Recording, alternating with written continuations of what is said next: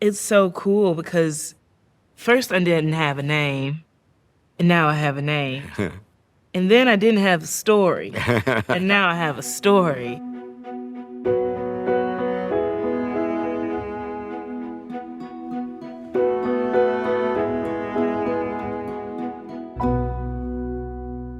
Actor Danielle Brooks came to me hoping to learn about her enslaved ancestors. Our search took us to the archives of Lowndes County, Mississippi, where we found her fifth great-grandparents, Fraser and Susan Sharp, listed as property with dollar values in the will of a white farmer named Elisha Sharp. A Negro man named Fraser, age 35 years old, valued at $13.50. A Negro woman named Susan and three youngest children, aged 25, valued at $2,000. A Negro boy named Nelson, aged 9, valued at $800. Wow. You now know who owned your ancestor. Yeah. It's sad. It's heartbreaking to think about that, you know? Yeah. I think it's crazy, too. I think about, like, $2,000, you know, you could win that on a game show in 10 minutes. You know, Yeah. It's so crazy to me. So crazy. The Frasers managed to survive slavery, but freedom brought a new ordeal: white terror. In the years after emancipation, Lowndes County exploded with violence against African Americans who tried to exercise their civil rights. The situation was described in harrowing detail by a man named Robert Gleed, a black politician who testified before Congress in 1875. The election in our city and county was wound up on the 2nd of November, and on the night before, we had a very unfortunate occurrence in our city. 3 buildings were set on fire, and 4 men on that night were killed. Most of the colored people were run out of their houses during the night, and all the men laid out pretty well. Ooh, and a good many women. It was the worst time, I believe, we have ever had in that county as far as an election was concerned.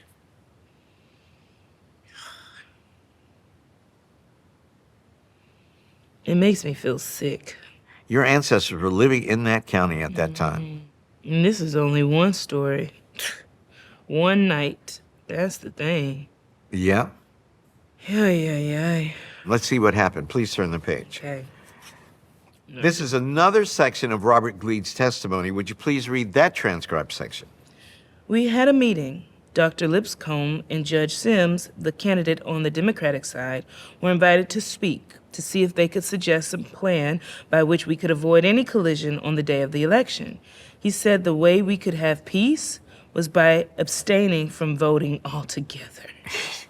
Can you believe that? I can believe it. Danielle's ancestor may well have thought seriously about staying away from the polls or leaving Mississippi altogether. But in the end, he chose a different path. Oh, snap. Okay. This is a record taken in Lowndes County in 1876, 1 year after those threats made in the 1875 elections. Would you please read the transcribed section? Registered voters in Crawfordville Election District. Names: Fraser Sharp. Fraser Sharp.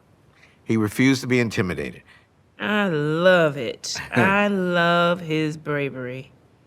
That is a man right there. What do you think that meant to him, to sign up to register Oh to my vote? gosh, I'm sure it was like he felt like, it's like, I'm not gonna back down. Change does need to come. Yeah. And to do it for the next generation and the next generation. So I'm very thankful to one of my grandfathers back in the day, because I don't know which one it is. Your fifth great-grandfather. Yeah. Very thankful to my fifth great-grandfather. grandfather. Discovering our ancestors can change our lives, helping us to understand more fully who we are, where we came from, and how we're all connected to a much larger world. To see more incredible family history stories, click here. And thank you for watching.